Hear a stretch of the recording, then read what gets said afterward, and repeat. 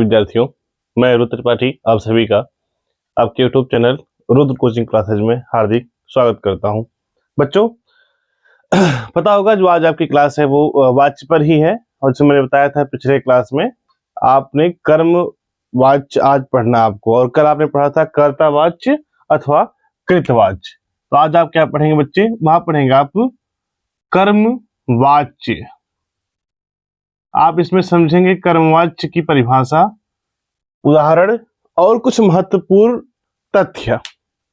अब देखिए, कर्मवाच्य अगर देखा जाए तो इसके शब्द में ही इसकी परिभाषा छिपी हुई है, क्योंकि कर्म डिपेंड कर रहा है ना। कर्मवाच्य यानी क्या हो जाएगा? जिस क्रिया में कर्म की प्रधानता होती है। पॉइंट बना के लिख सकते हैं क्या कि जिस क्रिया में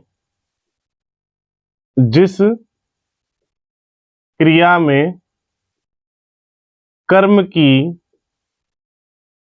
प्रधानता होती है, कर्म की प्रधानता होती है, उसे कर्मवाच्य कहा जाता है। जिस क्रिया में कर्म की प्रधानता होती है उसे कर्मवाच्य कहा जाता है। अब देखिए, क्रिया का प्रयोग कैसे होता है? कर्म के लिंग, वचन और पुरुष के अनुसार। इसी में बेटा क्या, क्रिया का प्रयोग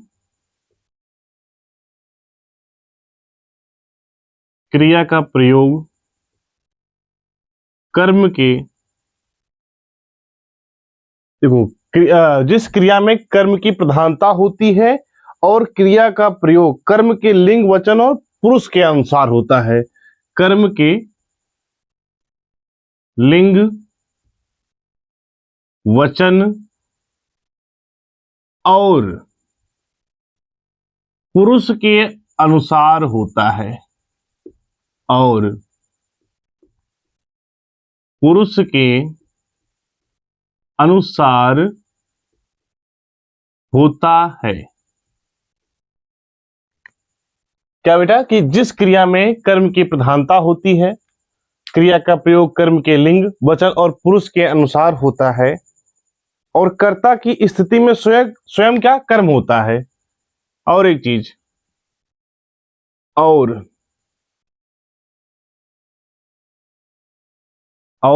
कर्ता की स्थिति में, और कर्ता की स्थिति में स्वयं कर्म होता है। स्वयं क्या होता है बच्चे? कर्म होता है। किसकी स्थिति में? कर्ता की स्थिति में, वहां कर्मवाच्य होता है। अब आप यहां पे उदाहरण समझिए। जैसे में ये आप कर्मवाच्य का उदाहरण पढ़ेंगे इसमें, यह कहानी मेरे द्वारा लिखी गई। जैसे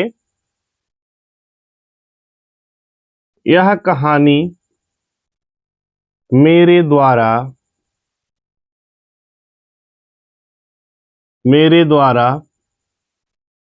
लिखी गई। अब इसे पहचानना है ना? यह कहानी मेरे द्वारा लिखी गई। अब देखा जाए जो इसमें कर्म है, कहानी, तो क्या है? ये कर्म है, और कर्म के साथ साथ एक वचन है कहानी, और लिंग में क्या है? ये स्त्रीलिंग है। लिंग में क्या बच्चे? ये स्त्रीलिंग है कहानी। कर्म में एक वचन है और लिंग में क्या है बेटा? ये स्त्रीलिंग है। अब इसी में देखा जाए, ये जो मेरे है बेटा, वह क्या है? कर्ता है। कर्ता है, लेकिन किसमें बेटा? पुल्लिंग में है। बात समझिए, क्योंकि देखो, कर्ता की स्थिति में स्वयं कर्म होता है। तो यह कहानी क्या थी बेटा? कर्म था। मेरे क्या हो जाएगा? इसमें कर्ता हो जाएगा। और क्रिया क्या है बच्चे? लिखी। ये क्या है? आपकी क्रिया है, और ये भी एक वचन स्त्रीलिंग है। एक वचन स्त्रीलिंग है ये। आपने अभी देखा इसमें कि यह कहानी मेरे द्वारा लिखी गई, यह कहानी मेरे द्वारा लिखी गई। इसमें देखा आपने, कहानी जो है वह कर्म है। कहानी क्या बच्चे? वह कर्म है। और कर्ता क्या है इसमें? मेरे। कर्ता क्या है इसमें? मेरे। आई बात समझ में? और देखिए, कर्ता है क्या बेटा? पुल्लिंग है। कर्ता क्या बच्चे? पुल्लिंग है। ठीक। और क्रिया क्या है बेटा? वह एक वचन स्त्रीलिंग है, वह है लिखी। तो यहां पे मेरे क्या हो जाएगा? कर्ता, कहानी हो गया कर्म, और जो लिखना यानी लिखी गई, लिखा गया है यहाँ पे, ये क्या है? आपकी क्रिया है। एक एग्जाम्पल यानी एक अन्य उदाहरण और लेके चलते हैं हम। माली द्वारा हार बनाया गया। माली द्वारा हार बनाया गया। अब समझिए इसमें क्या होगा। माली द्वारा हार बनाया गया। अब क्या है ये? माली, माली तो करता है, माली तो करता है, वो अभी एक वचन। और क्या है ये? लिंग में क्या बच्चे? ये है पुल्लिंग आपकी। क्या है ये? करता है माली एक वचन, और वह क्या है बेटा? पुल्लिंग है। हार क्या है इसमें? कर्म है। हार क्या बच्चे? कर्म, वो भी एक वचन। हार क्या? सॉरी, इसमें कर्म है, वो भी एक वचन, और पुल्लिंग है हार। इसकी लिंग कौन सी बच्चे? वह पुल्लिंग है। कौन? हार। बात समझिए, माली द्वारा हार, दो चीज आपने जो है इसमें निकाल के ले आए हम। पहला कर्ता व कर्म। अब आपका बचता क्या है बेटा? वह है क्रिया। तो क्रिया क्या है इसमें? जाता है, या इसे इसमें लिखी गई है ना। और माली द्वारा हार बनाया गया, अथवा माली द्वारा हार बनाया जाता है। तो गया और जाता जो है, इसमें क्या हो जाएंगे? क्रिया हो जाएंगे। क्रिया, वो भी एक वचन और पुल्लिंग है ये।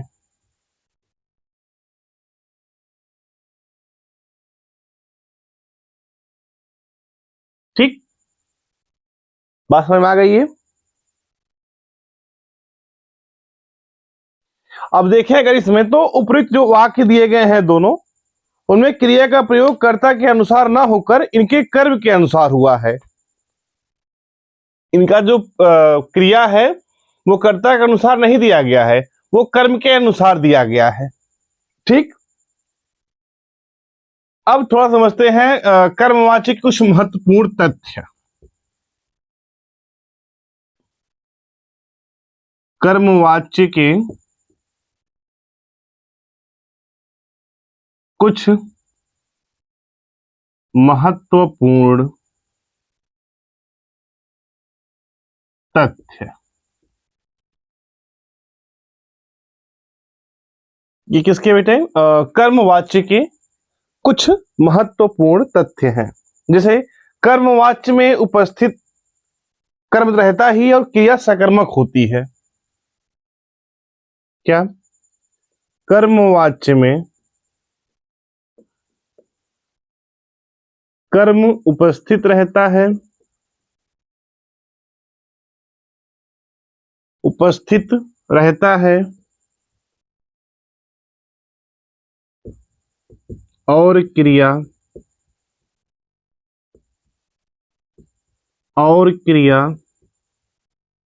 सकर्मक होती है।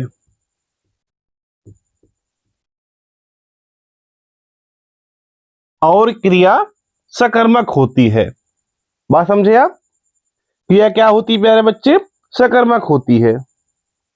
अच्छा, कर्मवाच्य के वाक्यों में एक चीज और देखिएगा, कुछ में कर्मवाच्य के वाक्यों में प्रायः क्रिया जा का रूप लगाया जाता है।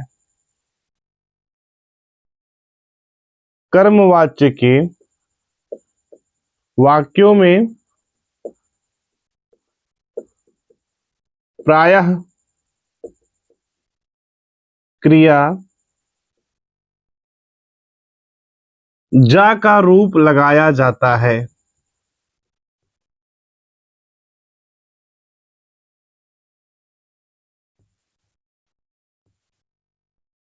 अब उदाहरण लेके चलते हैं इसका।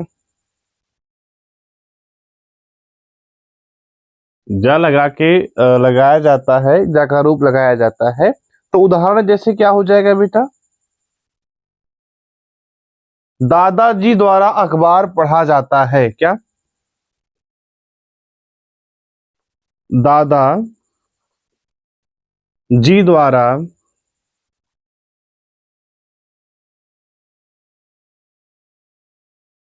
अखबार पढ़ा जाता है।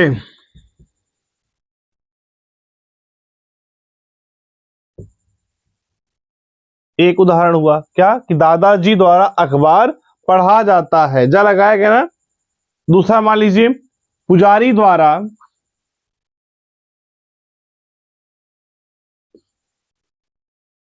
पुजारी द्वारा पूजा की जाती है। पुजारी द्वारा पूजा की जाती है। तो क्या कहा गया इस तथ्य में आपको कि कर्मवाचक के वाक्यों में प्रायः क्या होता है? क्रिया जा का रूप लगाया जाता है। किसका? क्रिया जा का रूप लगाया जाता है। ठीक है बच्चे, आइए अब आगे देखते हैं। एक तथ्य हो, अब अगला जो तथ्य क्या कहता है, कभी कभी क्या होता है, कर्ता का लोप हो जाता है। कभी कभी कर्ता का क्या होता है बच्चे? लोप होता है। लोप मतलब गायब। कभी कभी कर्ता का लोप हो जाता है।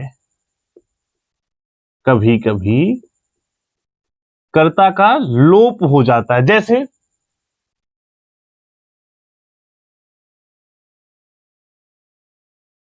ये आप तथ्य में पढ़ रहे हैं, जैसे पेड़ लगा दिए गए हैं।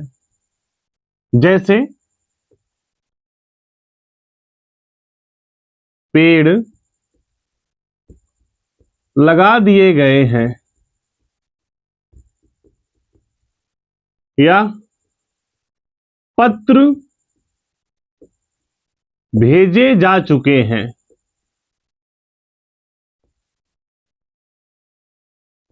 तो देखा जाए इसमें कर्ता का लोप हो गया है ना। अच्छा, कर्मवाच्य में कभी कभी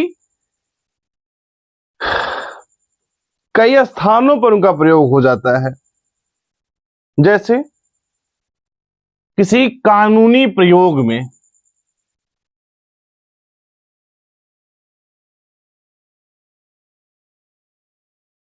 कानूनी प्रयोग में कर्मवाच्य का प्रयोग हो जाता है। जैसे क्या बेटा? आप हेलमेट ना पहनने वालों को दंडित किया जाएगा। हेलमेट हेलमेट ना पहनने वालों को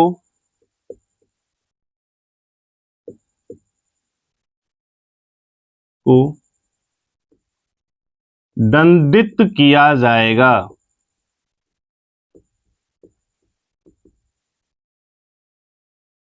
हेलमेट ना पहनने वालों को दंडित किया जाएगा।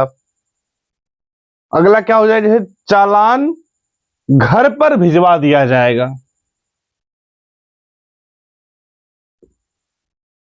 चालान घर पर भिजवा दिया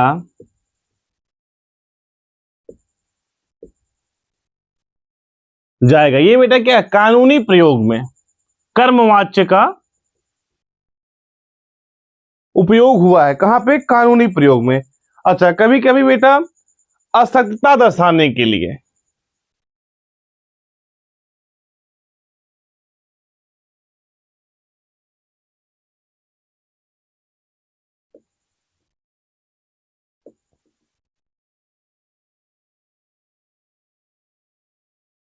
कहां बेटा? असत्यता दर्शाने के लिए। जैसे क्या हो जाएगा बच्चे? कि अब दवा भी नहीं पी जाती।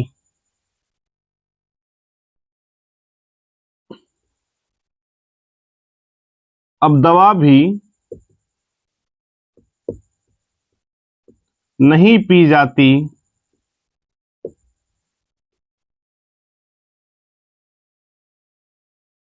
अब और चला भी नहीं जाता।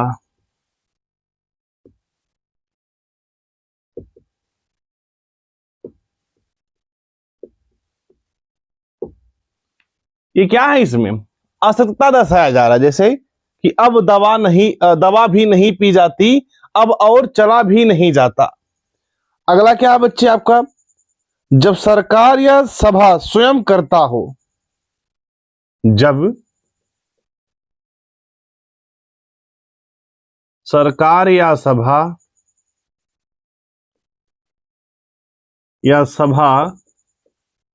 स्वयं करता हो तब। जब सरकार या सभा स्वयं करता हो, जैसे दालों के निर्यात का फैसला कर लिया गया है। दालों के निर्यात का फैसला कर लिया गया है।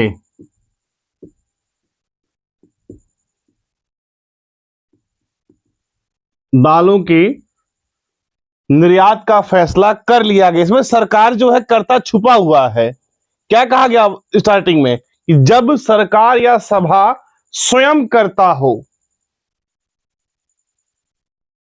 अगला क्या? प्रत्येक घायल को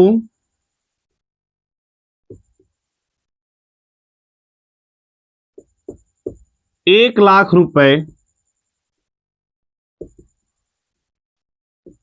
1 लाख रुपए दिए जाएंगे। प्रत्येक घायल को क्या होगा बच्चे? 1 लाख रुपए दिए जाएंगे। इसमें क्या था? सरकार स्वयं करता है। अच्छा, कभी कभी यह भी होता है बेटा, जब कर्ता ज्ञात ही ना हो। जब कर्ता ज्ञात ना हो तब। अब कैसे आप कर्ता निकालेंगे? समझिए, भ्रष्टाचार को बढ़ावा दिया जा रहा है।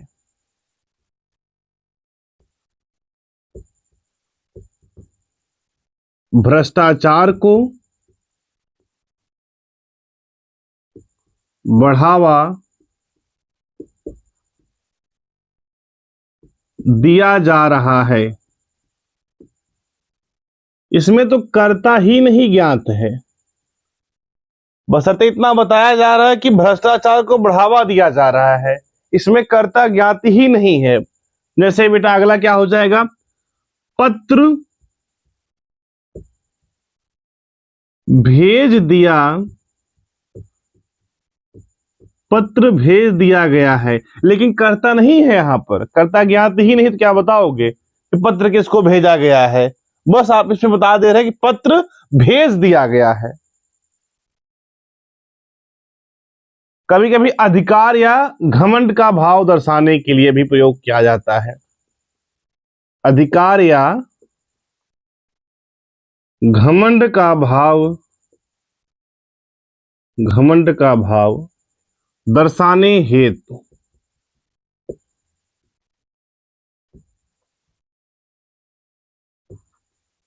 कभी कभी क्या? अधिकार या घमंड का भाव दर्शाने हेतु। जैसे बेटा मरीज से उठा नहीं जाता। मरीज से उठा नहीं जाता।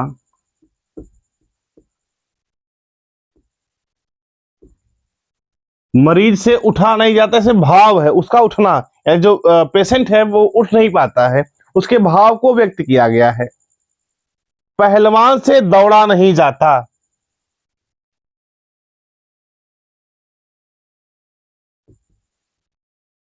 पहलवान से दौड़ा नहीं जाता। बात समझे? तो ये बेटा आज की जो क्लास थी आपकी, आपने इसमें समझा कर्मवाच्य किसे कहते हैं, ठीक, कर्मवाच्य के उदाहरण को समझा आपने,